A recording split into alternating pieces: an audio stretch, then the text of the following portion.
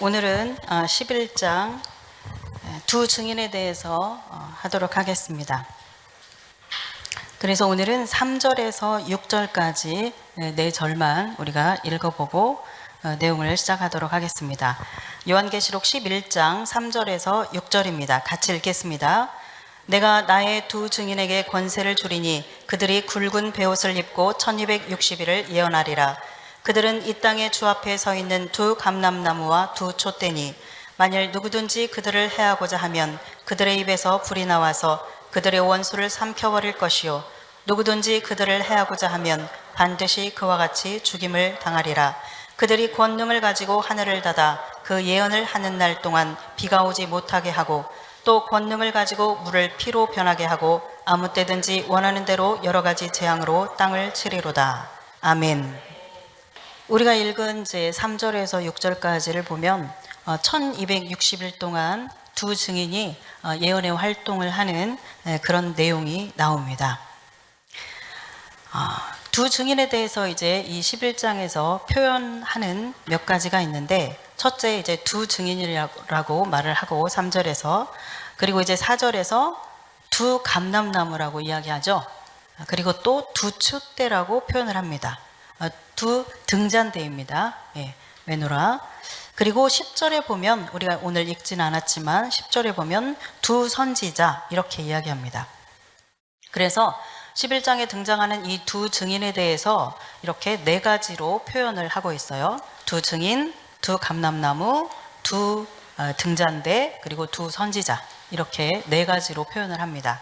그래서 우리는 이 네 가지의 표현을 통해서 과연 두 증인이 어떤 사람들인지를 우리가 이제 말씀을 가지고 한번 보도록 그렇게 하겠습니다. 먼저 이제 두 증인이 있는데, 하나님은 성경에서 어떤 사실 여부를 이렇게 확인하기 위해서 증인을 세울 때에 그 최소 숫자를 둘로 말씀을 하십니다. 그래서 구약이든 신약이든 예수님께서도 두세 증인의 입으로 말마다 확증하리라, 그런 말씀을 하셨고, 사도 바울도 동일하게 얘기했죠. 예수님과 똑같이 얘기했습니다. 두세 증인의 입으로 말마다 확정하리라, 이렇게 얘기하고, 구약에서도 그렇게 두세 증인이라고 그렇게 표현을 하죠. 그래서 증인을 세울 때 최소 숫자가 둘입니다. 그래서 이제 둘, 그러면 히브리적인 개념에서 이제 두 사람을 이야기할 때는 증인의 수라고 그렇게 알려져 있죠. 네, 그래서 둘은 증인의 수입니다. 자, 그 다음에 이제 두 번째 두 감람나무에 대해서 한번 보겠습니다. 두 감람나무, 그러면 먼저 이제 구약 성경에서 우리가 스가랴 4장의 말씀을 우리가 떠올릴 수 있습니다. 스가랴 4장 11절과 14절 같이 한번 읽어보겠습니다. 내가 그에게 물어 이르되 등잔대 좌우의 두 감람나무는 무슨 뜻이니까 하니 이르되 이는 기름 부음 받은 자 둘이니 온 세상의 주 앞에 서 있는 자니라 하더라. 아멘. 네, 지금 이 상황이 스가랴에게 하나님께서 이제 환상을 보여주시는데, 이렇게 가운데 메노라가 있습니다. 그리고 양쪽에 이렇게 감람나무, 즉 올리브 나무입니다. 올리브 나무가 양쪽에 이렇게 있고, 이 일곱 등잔에 이렇게 각각 양쪽에 이렇게 감람나무로 일곱 관이 이렇게 돼 있는, 이제 연결되어 있는 이제 그런 환상을 보여주십니다. 그럴 때 이제 그 상황에서 그런데 이 두 감람나무는 뭡니까? 무슨 뜻입니까? 이렇게 질문하는 거예요. 네, 그랬을 때 이것은 기름 부음 받은 자 둘이다, 이렇게 말씀하시죠.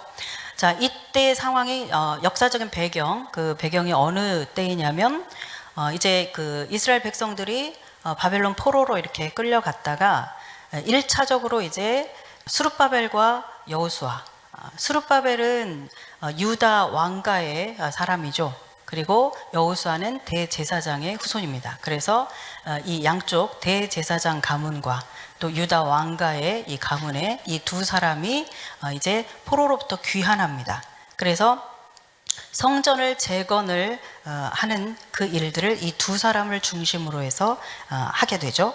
그때의 배경입니다. 그래서 BC 538년에 고레스 칙령이 내려져서 이제 귀환해가지고 성전을 재건하는데 역시 이 스가랴서에서 4장에서 우리가 확인할 수 있듯이 바로 이 메노라는 성전을 의미하는 거예요. 그래서 성전을 이 두 사람에게 기름 부으셔서 이들을 통해서 이제 성전을 재건하도록 하는 어떤 그런 이야기를 이제 이 환상을 통해서 이렇게 보여주시는 것이죠.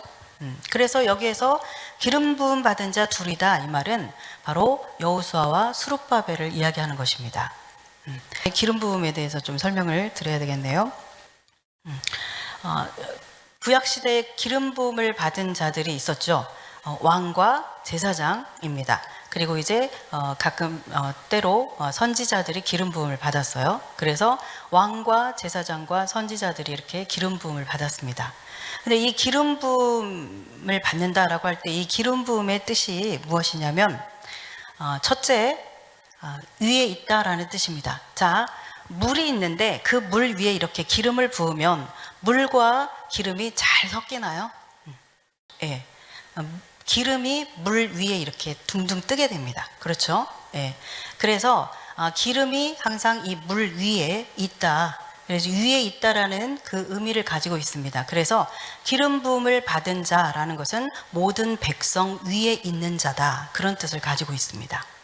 그리고 두 번째로 제가 지금 설명드린 것은 이제 우리의 그냥 임의적인 해석이 아니라 히브리적인 그 기름 부음의 의미를 제가 설명드리는 것입니다. 그리고 두 번째로는 구별되었다라는 뜻입니다. 즉 물과 기름이 이렇게 따로따로 구별된 것처럼 기름 부음을 받은 자는 구별된 자들이다, 그런 뜻을 가지고 있습니다. 무엇을 위해서 구별이 되었는가? 이때 왕과 제사장과 때로는 이 선지자들이 이렇게 기름 부음을 받았는데, 그렇다면 이들이 구별이 되었다라는 뜻을 가지고 있는데 무엇을 위해서 구별되었는가? 그것은 바로 하나님을 위해서 구별된 자들입니다. 그래서 왕은 내 백성 이스라엘, 이 내 백성들을 위해서 내가 너를 구별한다, 거룩히 구별한다, 그렇게 하나님의 백성을 이 왕에게 맡기시는 거죠. 제사장도 마찬가지입니다.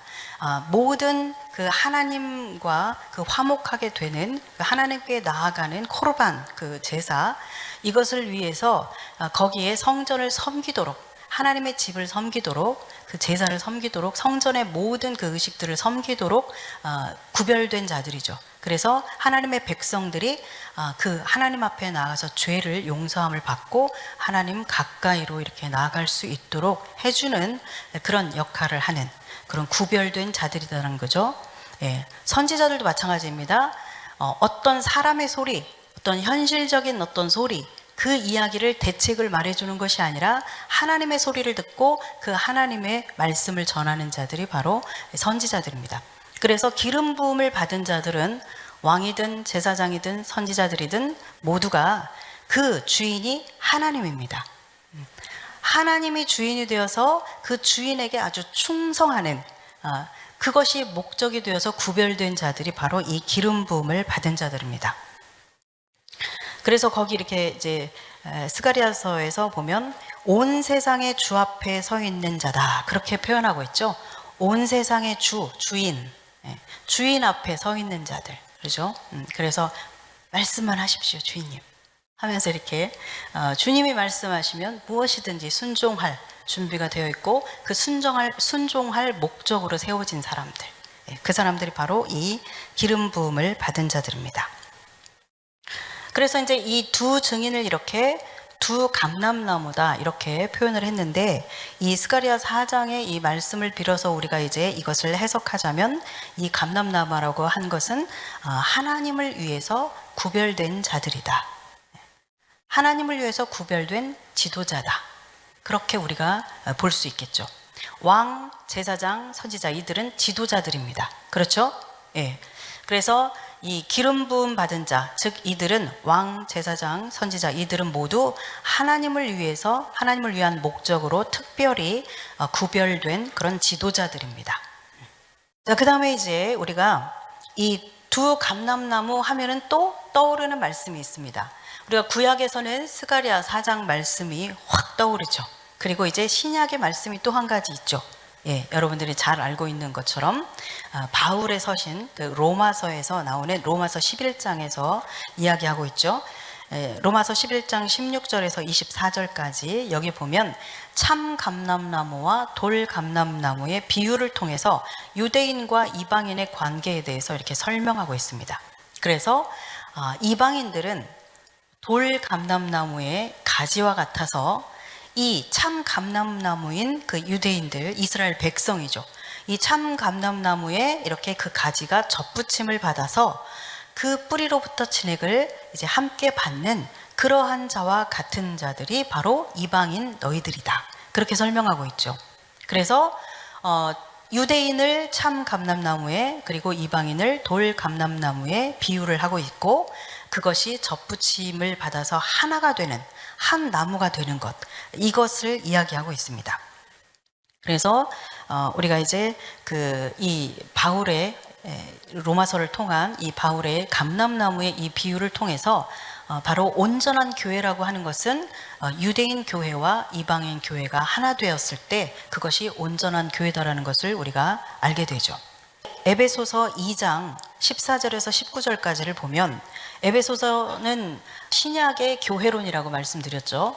그래서 교회에 대해서 쭉 설명하고 있을 때 바로 이 유대인과 이방인의 하나됨을 이 교회론에서 이야기하고 있는 거예요. 그래서 둘로 하나를 만드사 원수된 것, 곧 중간에 막힌 담을 자기 육체로 하셨다, 이렇게 표현하는데, 바로 이 중간에 막힌 담이 뭘까요? 중간에 막힌 담이 우리 지난 시간에 봤죠? 소렉, 기억나세요? 이방인들은 이 선 넘어가면 죽는다.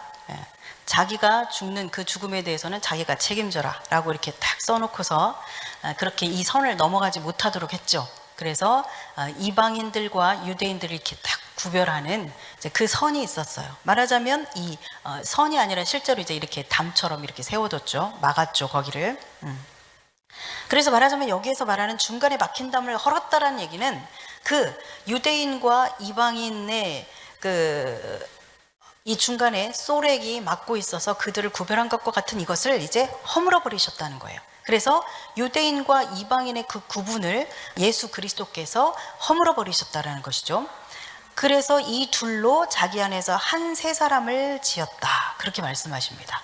그래서 이제 유대인과 이방인이 이제 하나가 되었다라는 이야기입니다. 그래서 이제 계속 그렇게 여러분 색깔로 표시한 부분을 여러분들이 보시면 이제 하나라는 이야기를 계속 합니다. 한 세 사람, 한 몸, 그리고 한 성령 안에서 너희가 함께 아버지께 나아간다, 그렇게 이야기하고 있죠. 그래서 이제부터 너희는 바로 이 편지를 받는 그 이방인 성도들을 말하는 거죠. 그래서 너희는 이제 외인도 아니고 나그네도 아니고 오직 성도들과 동일한 시민이요 하나님의 권속이다. 즉 너희들이 이방인들이 이전에는 하나님의 백성, 이스라엘 백성으로부터, 그리고 그 이스라엘 백성에게 주신 하나님의 그 약속으로부터 외인이었다. 그러나 이제는 너희는 더 이상 외인이 아니다. 함께 이 약속을 받는 자다. 이제 함께 하나님의 권속, 가족이 되었다. 이제 그렇게 이야기하는 것이죠. 네. 그래서 우리가 이제 지난 시간들, 세월들을 보면 유대인들은 수천 년간을 이방인을 굉장히 이렇게 제외시켰습니다. 그리고 이제 그 이후로 또 지난 2000년 동안은 우리 이방인들이 유대인들을 완전히 제외시켜 버렸죠. 네. 그러면서 서로 그렇게 어떤 반목, 그리고 서로를 거부하고 무시하는 어떤 그런 그 관계 가운데서 우리가 수천 년 동안을 살아왔지만, 그러나 하나님 아버지의 그 뜻은 이 하나됨이라는 것이죠. 유대인과 이방인이 하나 되는 것, 이것이 하나님의 궁극적인 계획이고 뜻이다라는 것입니다. 그래서 이제 지금 이 하나됨을 위해서 예수 그리스도께서 그렇게 중간에 막힌 담을 허셨고, 그 일의 열매들이 지금 맺혀지고 있죠. 아주 왕성하게 지금 그 열매들이 맺혀지고 있습니다. 그래서 지난 2000년간의 그 어떤 우월감이라든가, 그러니까 이방인들이 유대인에 대해서 우월감을 가지고 있었죠. 그러나 또 유대인들은 또 이방인에 대해서 여전히 우월감을 가지고 뭔가 서로 이렇게 지난 수천 년간의 그런 그 관계로 살아왔지만 이제는 그 모든 것을 이제 끊어버리고 서로 정말 부둥켜 안고 울면서 용서를 구하고 용서하고 하는 일들이 지난 2000년 이후로 더욱더 왕성하게 이 일들이 일어나고 있습니다. 그래서 유대인들과 아랍인들의 화해, 그리고 유대인들과 이방인들의 화해, 이런 일들이 2000년 이후로 아주 왕성하게 일어나고 있죠. 그래서 이방인 교회들이 유대인 교회들을 후원하고 돕습니다. 우리도 아주 미약하지만 키리앗갓 그 지역의 이스라엘의 한 교회를 이제 우리가 이렇게 돕고 있는데, 그렇게 하고 또 알리야, 이스라엘 그 땅으로 돌아오도록 유대인들을 또 돕는 데 있어서 그 굉장히 많은 재정이 필요하거든요. 그 재정적인 후원들을 이방인 교회와 그 많은 단체들이 이렇게 협력해서 그 유대인들의 알리야를 돕고 있습니다. 그래서 이방인 교회들이 지금 유대인 교회들을 섬기고 있죠. 그리고 이제 메시아닉 유대인들도 그 예수와의 그 복음, 예수 그분이 메시아구나 라고 하는 것을 깨달을 수 있도록 도왔던, 그 예수와의 복음을 깨달을 수 있도록 도왔던 그 이방인 교회에 대해서 그 가치를 인정하고 또 고마워하면서 감사하면서 그렇게 또 그 인정해주고, 이방인 교회는 또 메시아닉 그 교회들을 또 존중해주고, 이런 관계들이 지금 활발하게 일어나고 있고 회복이 되고 있습니다. 관계 회복이 되고 있죠. 자, 그래서 이제 두 감람나무다라고 할 때 이제 두 번째로 우리가 생각할 수 있는 것은, 첫째는 이제 두 감람나무에서 우리가 스가랴서 말씀을 통해서는 그 기름 부음을 받은 자, 즉 지도자다라는 것을, 하나님을 위해서 구별된 지도자다라는 것을 보았고요. 그다음에 신약의 말씀인 이 두 감람나무, 로마에서 말씀을 토대로 해서 우리가 본 이 말씀을 통해서 우리가 알 수 있는 두 감람나무의 의미는 유대인과 이방인이다라는 것이죠. 그래서 그 두 감람나무, 그러면 유대인 교회와 이방인 교회의 그 하나님을 위해서 구별된 그 지도자들, 그런 의미를 가지고 있습니다. 자, 그리고 이제 이 두 올리브 나무가 유대인과 이방인이다라는 것을 또 지지해주는 그런 말씀이 바로 뒤에 나오죠. 두 촛대, 즉 두 등잔대다 그랬습니다. 자, 이 등잔대에 대해서는 요한계시록 자체에서 해석을 해주고 있습니다. 우리가 기억나시죠? 1장에서 예수님께서 직접 해석해 주셨어요. 1장 20절에 보면 7별은 7교회의 사자고 7 등잔대는 7 교회다, 이렇게 말씀하죠. 그러니까 등잔대는 곧 교회다라고 그렇게 해석을 해 주셨어요. 그래서 두 등잔대니라, 이 말은 두 교회니라, 이런 말이죠. 그러므로 결론적으로 두 감람나무라는 것은 바로 구별된 지도자라는 뜻과 유대인과 이방인 교회라는 그런 뜻을 가지고 있습니다. 자, 그러면 그 교회의, 유대인 교회와 이방인 교회의 지도자다라고 할 때 결국은 교회의 지도자라는 이야기는 하나님의 종들을 의미하는 것이죠. 기름 부음을 받은 두 교회의 지도자라는 얘기는 하나님의 종들을 의미하는 것입니다. 이제 그것을 또 뒷받침해주고 있는 것이 바로 이제 10절에서 말하고 있는 두 선지자죠. 선지자를 이야기할 때 우리가 10장에서, 바로 앞에 장 10장에서 하나님의 종 선지자들에게 말씀하신 것과 같이 그렇게 얘기하고 있죠. 그래서 이 선지자를 표현할 때 하나님의 종 선지자, 이렇게 표현을 하고 있죠. 그래서 이 선지자라고 하는 것은 하나님의 뜻을 보고 듣고 그것을 백성들에게 그대로 선포하는 그런 역할을 하는 하나님의 종들을 말하는 것입니다.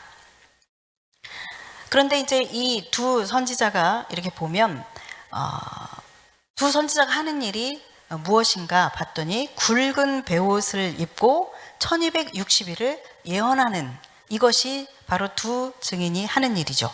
그렇죠? 3절에 나옵니다. 그들이 굵은 베옷을 입고 1260일을 예언하리라. 여기에서 이제 이 굵은 베옷, 배옷이라고 했는데 성경에 이렇게 구약 성경에 보면 두 종류의 배옷이 나와요. 굵은 배옷과 가는 배옷이 나옵니다. 근데 이제 각각 배옷은 배옷인데 단어가 달라요. 굵은 배옷이라고 번역을 한 곳은 사크라고 하는 단어를 쓰고 가는 배옷으로 번역이 된 것은 피슈테라고 하는 그런 다른 단어를 쓰고 있어요. 그래서 가는 배옷 그러면 우리가 알고 있는 그냥 세마포옷으로 생각을 하면 됩니다. 그래서 이제 우리가 이 굵은 배옷과 이 굵은 배옷이 어떻게 이제 이 선지서들에 대해서 사용이 되었는지 그 용례들을 한번 우리가 이제 보면 이 해석을 하는데 우리가 이제 도움을 받을 수 있죠. 에스겔에서 먼저 이 배옷이 나오는데 7번 에스겔에서 나오는 이 배옷은 다 가는 배옷입니다. 그래서 이제 세마포, 그래서 천사가 입고 있는 그 가는 배옷을 입은 자가 나오죠.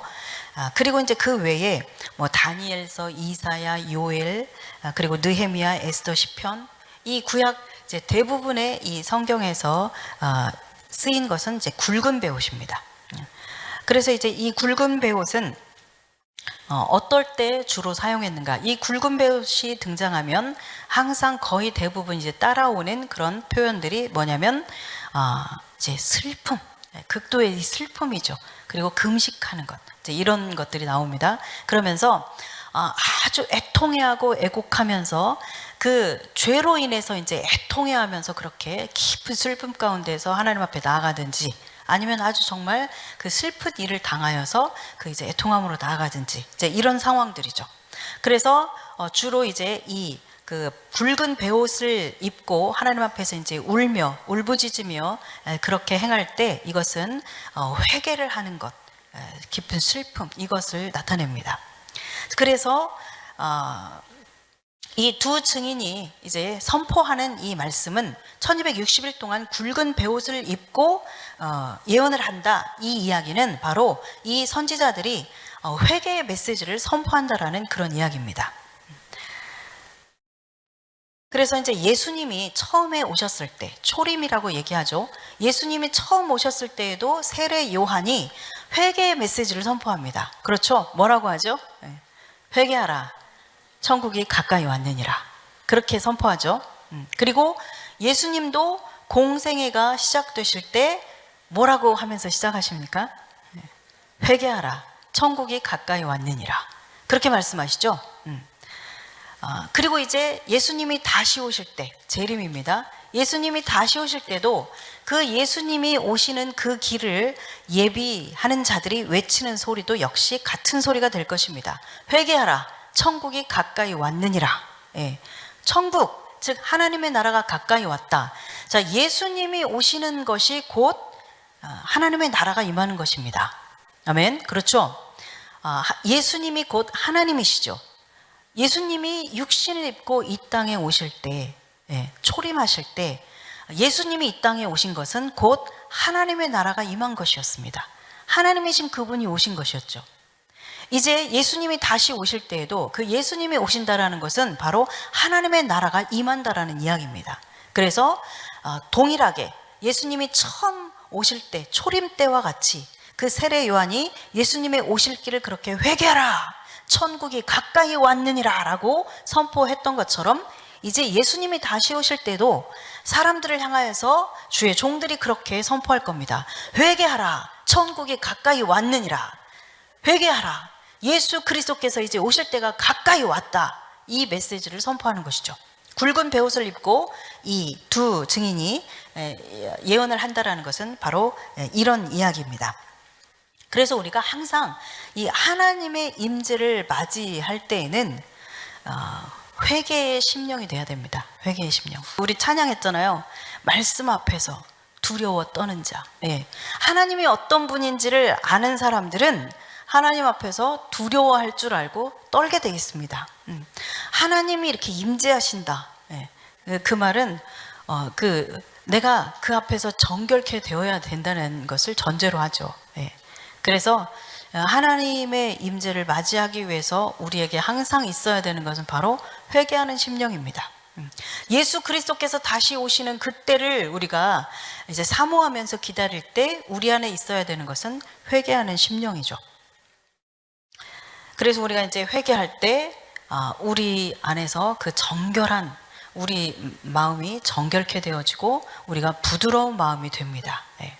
우리가 어떤 회개의 그 시기를 계속 놓치고 계속해서 반복적으로 그냥 놓치고 하면서 회개하지 않은 상태에서 계속해서 이렇게 살아가다 보면 우리가 이제 우리의 심령이 이렇게 거칠어지죠. 그리고 아주 굳어집니다.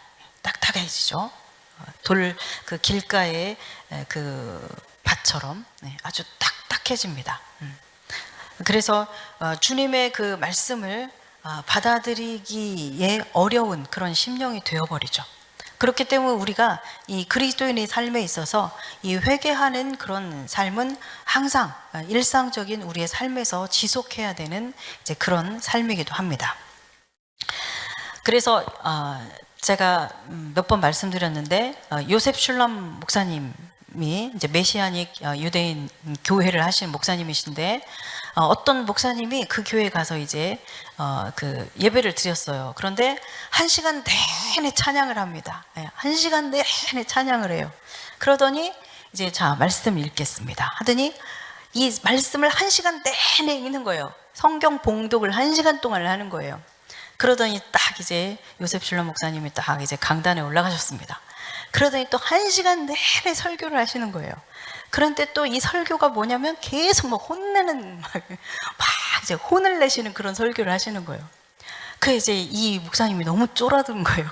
걱정이 된 거예요. 그래서 예배를 마치고 이 목사님이 이제 한국인 목사님이셨는데 그 목사님이 이렇게 목사님 이렇게 하셔도 괜찮으신가요? 이러면서 혹시 이 성도들이 시험 들어가지고 다 떠나가는 거 아닌가 이제 이런 염려를 하면서 그런 얘기를 했다고 그래요. 그랬더니 그 요셉 슐럼 목사님이 그 목사님한테 그랬다고 그래요. 성도가 교회에 오면서 권면을 받고 훈계 받지 않으려고 하면 뭐하러 교회에 오냐 그렇게 얘기를 했다고 그래요. 성도가 교회에 와서 훈계를 받고 이렇게 그 교훈을 받고 뭐 이렇게 이런 질책 받으면서 이게 고쳐가고 이렇게 하지 않을 거면은 교회에 뭐 하러 오냐 이렇게 얘기를 했다라고 그렇게 얘기하죠. 네. 그래서 이제 우리가 이제 항상 그 겸손한 마음을 가지고 하나님의 말씀을 받을 때에 그리고 하나님의 종들을 통해서 말씀이 선포될 때에 그 말씀을 우리가 하나님의 말씀, 하나님 앞에서 두려워 떨며 듣는 것과 같은 그런 겸손한 마음으로 그렇게 말씀을 들어야 됩니다. 그래서 이제 예수님이 오시기 직전의 세례 요한처럼 이제 그렇게 회개를 외치면서 자신을 성결케 하라라고 그렇게 외치는 그 외침을 두 증인들이 하게 될 겁니다. 내가 가까이 왔다. 그렇게 경고의 메시지를 하는 것이죠. 특별히 세상을 향해서 하나님께서 심판하신다. 돌이켜라 라고 그렇게 또 강력하게 외치는 그 일을 하게 될 것입니다. 선지자들이 이제 이 하나님께로부터 말씀을 받아서 이제 환상을 받아서 그것을 예언을 이제 하게 되는데 대부분 선지자들의 그 메시지는 회개의 메시지, 경고의 메시지입니다. 왜냐하면 구약 이 선지서들도 보면 그 시대적인 배경들이 이 선지서들이 활동하면서 그 메시지를 전하는 이 시대적인 배경들이 대부분이 뭐 이렇게 그 아주 전성기라고 할 수 있는 잘 사는 시대 있죠.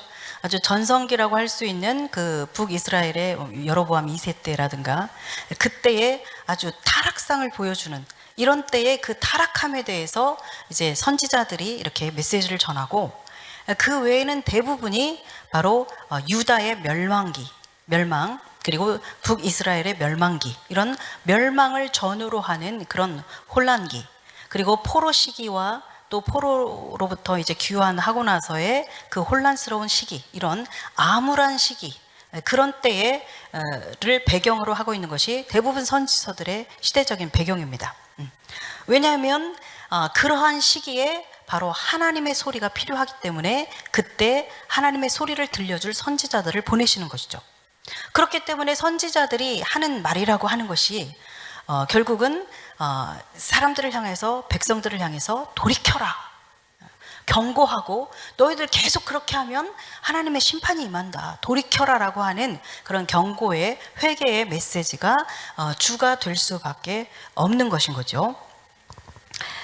네, 그래서 역시 이제 이 두 선지자로서 표현된 이 두 증인의 그런 메시지도 바로 이제 이 시대에 주님이 가까이 올수록 이제 앞으로 더 가면 갈수록 더 패역해질 겁니다. 아주 지금도 아주 충격적이지만 이제 더 패역해지고 더 음란해지고 더 법을 뒤집어 버리는 이 무법한 세상이 더욱더 펼쳐지게 될 것입니다. 네.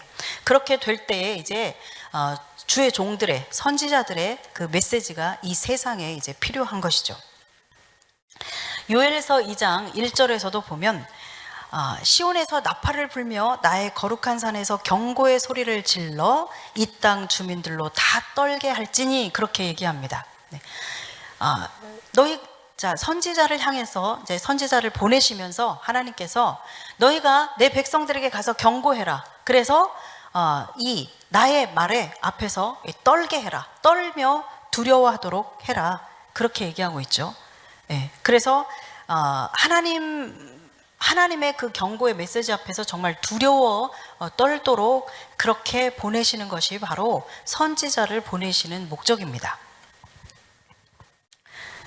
그래서 지금은 그러나 지금은 교회에서 경고의 메시지를 하면 이 메시지로 인해서 두려워하며 떠는 것이 아니라 저주를 하고 욕을 하죠. 예, 그렇습니다. 왜냐하면 이제 이런 것들이 그 하나님에 대한 그리고 하나님의 종들에 대한 어떤 생각들이 점점 인본주의의 영향을 너무나도 많이 받았기 때문에 하나님에 대해서도 그리고 하나님의 종들에 대해서도 이 감각이 다른 거예요. 그러다 보니까 이 메시지를 받아들이는 이 강도, 그 자세 이런 것들도 결국은 하나님의 소리로 듣지 못하는 이제 그런 상황들이 벌어지는 것이죠.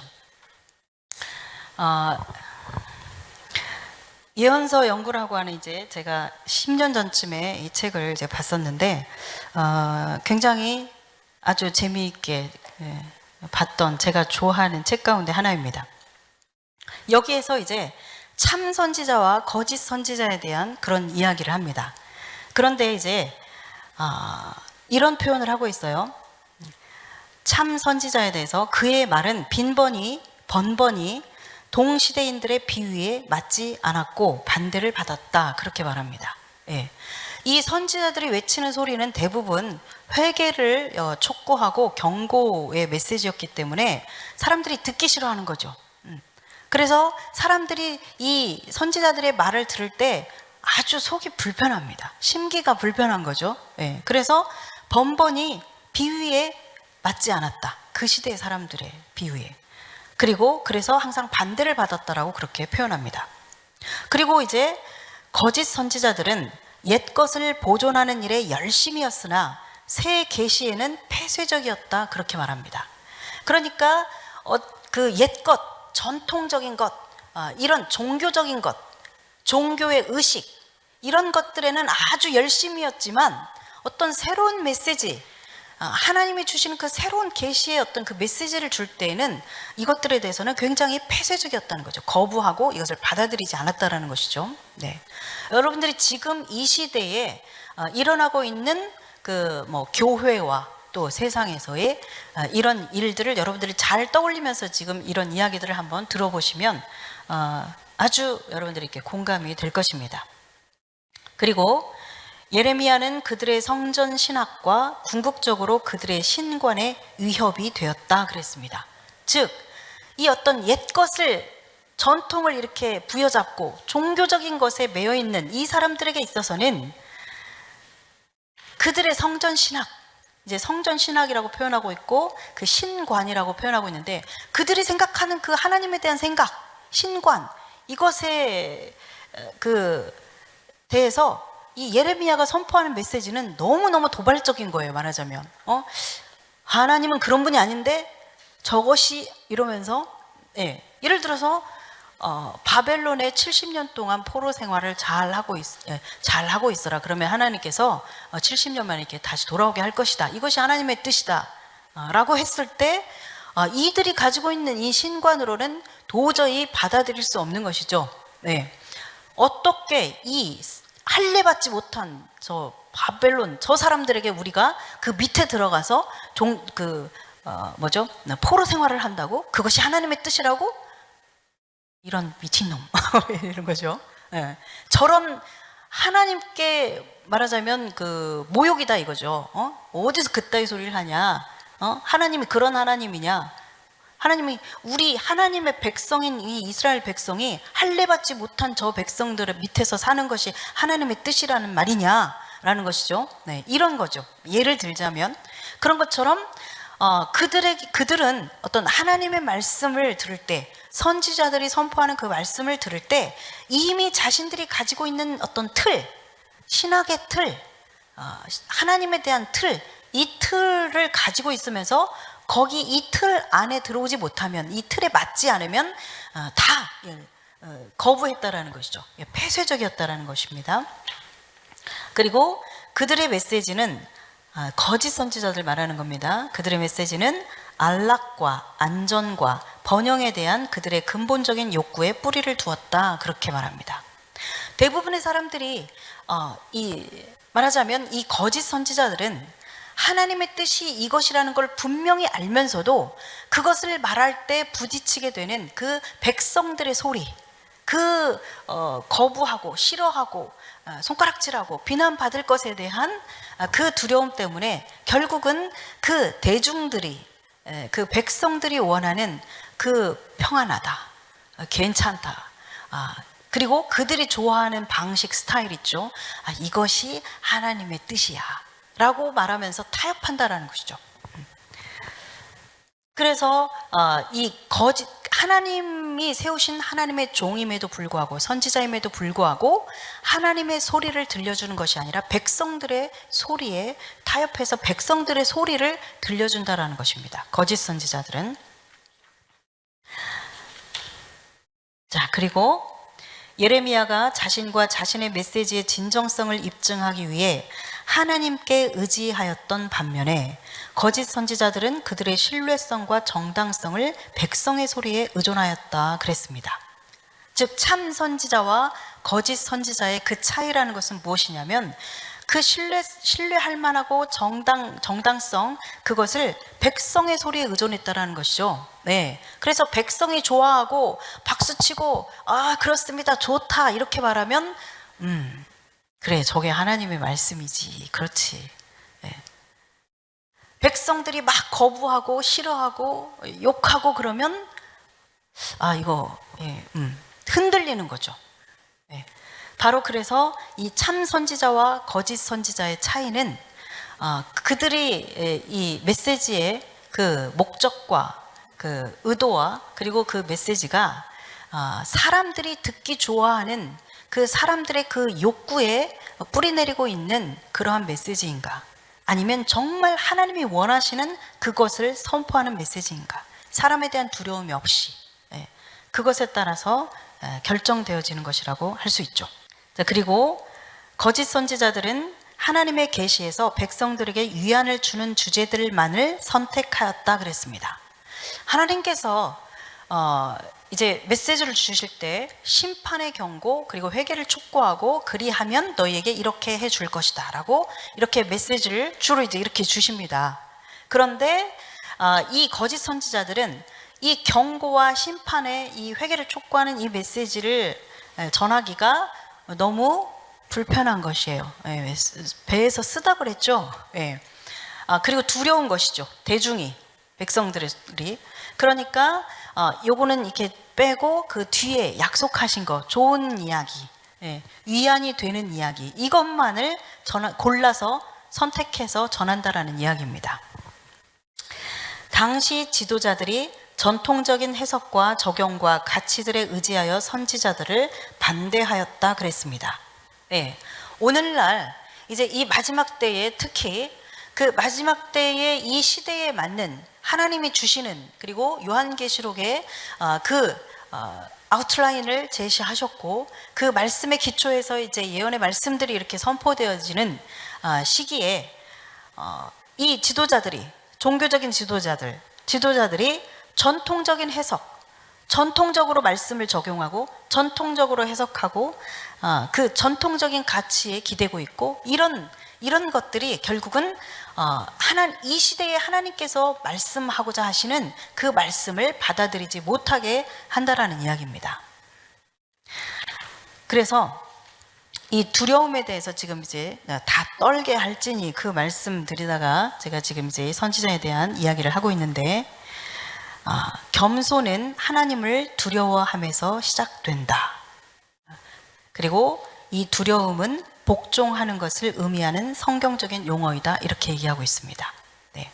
그래서 우리가 그 하나님에 대해서 그 하나님을 두려워한다라고 하는 것은 우리가 그 겸손할 수 있는 그 출발점이 된다라는 것이에요. 그래서 하나님을 두려워하는 사람들은 결코 교만할 수가 없습니다. 겸손하죠. 하나님이 어떤 분이신지를 알기 때문에. 그래서 이제 이 예언서 연구에서 여기에서 한마디로 제가 이제 이해한 메시지를 한마디로 말하자면, 하나님의 종 선지자들은 백성의 소리를 듣고 백성의 소리를 전하는 자들이 아니라 하나님께로부터 하나님의 소리를 듣고 하나님의 소리를 전하는 자들이다. 그것이 참 선지자다라고 하는 것입니다. 그래서 앞으로 특히 이 마지막 시대에는 이 선지자들의 역할이 굉장히 중요합니다. 근데 지금 11장에서 이 선지자들에 대해서 다루고 있어요. 두 선지자에 대해서. 이 말은 무슨 말이냐면, 이 한일의 동안, 지금 마지막 시대부터 그렇지만 한일의 동안 이 선지자들의 역할이 아주 중요하다는 얘기입니다. 그리고 하나님은 이 선지자들을 통해서 일하신다는 것이에요. 그래서 우리가 이 하나님의 말씀에 기초해서 그 분별하면서, 말씀에 기초해서 잘 분별하면서 하나님의 말씀 그리고 하나님의 종들의 그 메시지에 대해서 겸손하게 이것을 잘 받아들이며 그 말씀 앞에서 두려워 떨면서 그렇게 이 말씀을 순종하면서 살아가는 이것이 굉장히 중요합니다. 그래서 제가 지난번에도 말씀드렸죠. 이 마지막 시대에 가장 큰 복 가운데 하나가 뭐냐? 부드러움이다. 하나님 앞에서 부드러움, 하나님의 말씀 앞에서의 부드러움, 이것이 아주 중요한 가장 큰 복 가운데 하나이다라고 그렇게 말씀드렸습니다. 역대하 20장 20절에 보면 그런 말씀이 있습니다. 한번 찾아볼까요? 역대하 20장 20절 같이 읽겠습니다. 이에 백성들이 아침에 일찍이 일어나서 드고와 들로 나가니라. 나갈 때에 여호사밧이 서서 이르되, 유다와 예루살렘 주민들아, 내 말을 들을지어다. 너희는 너희 하나님 여호와를 신뢰하라. 그리하면 견고히 서리라. 그의 선지자들을 신뢰하라. 그리하면 형통하리라 하고. 아멘. 이제 전장터로 나가면서 이렇게 외치고 있죠. 여호사밧이 너희 하나님 여호와를 신뢰해라. 그러면 너희가 견고하게 설 것이다. 하나님의 선지자들을 신뢰해라. 그러면 너희가 형통할 것이다. 그렇게 얘기하고 있죠. 우리가 하나님을 신뢰하는 것, 하나님의 종들을 신뢰하는 것, 이것은 굉장히 중요한 것입니다. 자, 그래서 이제 마지막 때에 주의 종들을 통해서 하나님의 음성을 들려줄 것입니다. 그리고 깨어있는 자들, 겸손한 자들은 바로 이 하나님의 음성을 따라서 그렇게 순종하면서 이제 생명의 길로, 살 길을 향하여서 이렇게 가게 될 것입니다.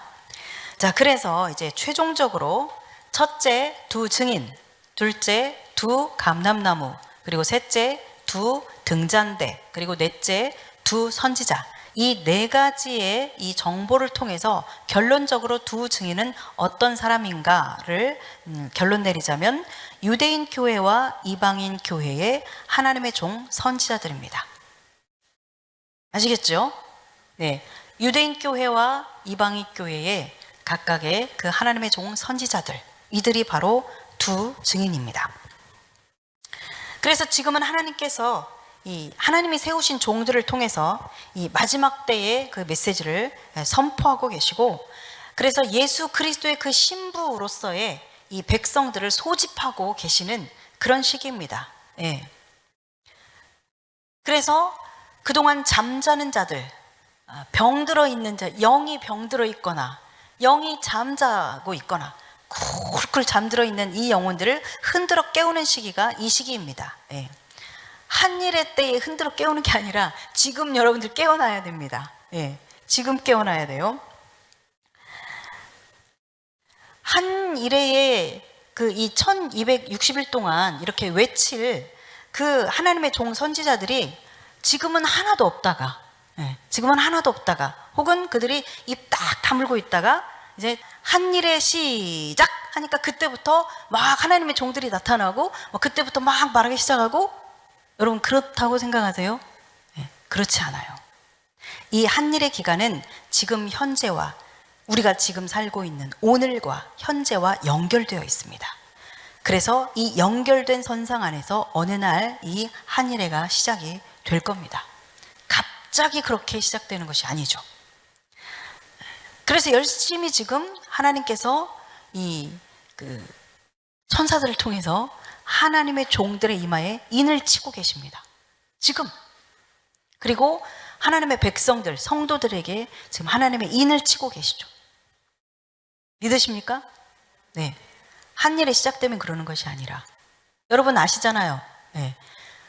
이 나팔이 시작되는 것, 한일해가 시작되는 것은 무엇이 돼야만 시작되었죠? 하나님의 종들의 이마에 인 치는 것이 맞춰지면 나팔이 부러지기 시작했어요. 한일해가 시작됐어요. 그렇기 때문에 우리가 지금 깨어나야 된다는 얘기입니다. 자, 그리고 이제 중요한 것은, 저는 이제 이 유대인 교회의 종 선지자들, 이들이 곧 14만 4천이라고 보고 있습니다. 네. 그 이유는, 첫째, 두 증인은 순교자들이죠. 여기 보면 이제 이 두 증인들이 7절에 보면 죽습니다. 이 무적행에서 올라오는 짐승이 이들과 싸워서 이기고 그들을 죽인다고 말하고 있죠. 그래서 이 두 증인들은 순교자들이에요. 그런데 우리가 이제 14만 4천에 대해서 우리가 볼 때 여러분들이 이제 잘 기억을 더듬어 보세요. 14만 4천에 대해서 우리가 보았을 때 이 14만 4천도 역시 순교자들이었습니다. 그래서 저기 14장에 갔을 때 보면 부활한 모습으로 나타나죠. 시온산에서 예수님과 함께 이렇게 어린 양과 함께 서 있는 그런 모습으로 나타나죠. 부활한 그런 모습으로 나타납니다. 그래서 그 첫 열매로서 나타나죠. 자, 그리고 두 번째로는 이 두 증인이 유대인 하나님의 종들입니다. 네. 3절과 4절 우리가 이제 보았죠. 그래 두 감람나무 그리고 두 교회, 두 등잔대, 이것을 통해서 이제 이방인 교회의 선지자들, 하나님의 종들, 그리고 유대인 교회의 하나님의 종들이었어요. 그 중에서 바로 이 유대인의 종들이 있는 것이죠. 두 증인 가운데. 그런데 14만 4천에 대해서 뭐라고 표현했죠? 하나님의 종들이라고 표현하죠. 하나님의 종들의 이마에 인을 친다. 그렇게 표현하고 있죠. 그리고 또 그들이 그 중에서도 어떤 사람들이냐면 이스라엘의 각 지파 가운데에서 12,000 해가지고 합한 게 14만 4천이었어요. 그래서 14만 4천 역시 그 하나님의 종들이면서 유대인들이었죠. 그런데 이 지금 두 증인 가운데 한 증인에 해당되는 자들이 바로 유대인이면서 하나님의 종들이죠. 그리고 세 번째는 한 일회가 시작되는 것이 이들과 직결되어 있습니다. 이 14만 4천과 직결되어 있어요. 그렇죠? 그런데 이 두 증인이 언제 활동해요? 바로 이 1260일 동안, 한일의 기간 동안에 활동해요. 그렇죠? 그래서 하나님의 인을 받은 그 종들이 이 한일회가 1260일이 시작되기 전에 인 맞는 것이 다 끝나서 이제 딱 한일회가 시작되면 이제 그들이 활동하는 거예요. 하나님의 종들이. 그 종들이 바로 여기에서 말하는 이 1260일 동안 활동하는 증인인 것이죠. 그래서 이제 이러한 이유로 해서 저는 바로 그 유대인 교회의 종선지자들, 이 두 증인 가운데 한 증인인 유대인 교회의 종선지자들이 곧 14만 4천이라고 그렇게 보고 있습니다. 하나님께서 이 시대에 가장 필요로 하시는 마지막 때 사역 중 핵심이 바로 요한계시록의 선포일 것입니다. 이 사역을 감당하는 데는 중보기도와 격려와 동참으로 함께 이 길을 걸어가주는 여러분들이 필요합니다. 멤버십에 가입하는 것이 마지막 때 사역을 위한 동참과 헌신이라 여겨주시며 감사하겠습니다. 저희 채널 멤버십은 2단계로 나뉘어집니다. 먼저 모든 구독자는 목사님의 요한계시록 전체 강의를 들으실 수 있습니다. 그리고 1단계는 이전의 요한계시록 강의 영상을 그대로 모두 보실 수 있습니다. 강의 시 PPT를 비롯한 자료 화면들과 요약, 정리된 자막들이 있어서 강의의 집중도와 이해도가 높을 뿐 아니라 요한계시록을 이해하는 데 필요한 많은 시각적 정보들을 얻으실 수 있습니다.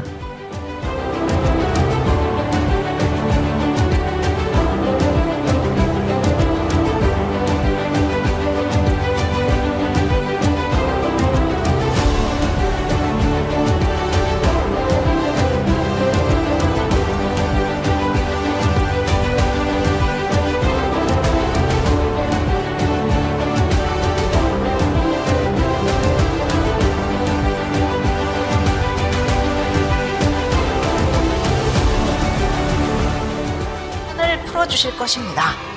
그리고 2단계의 멤버십에 가입하시면 첫 번째 단계와 동일하게 강의를 들으실 수 있고 여기에 이스라엘과 중동, 에녹서, 다니엘서, 유대인의 정원 과정, 소아시아 7교회 등과 관련된 강의들을 함께 보실 수 있습니다.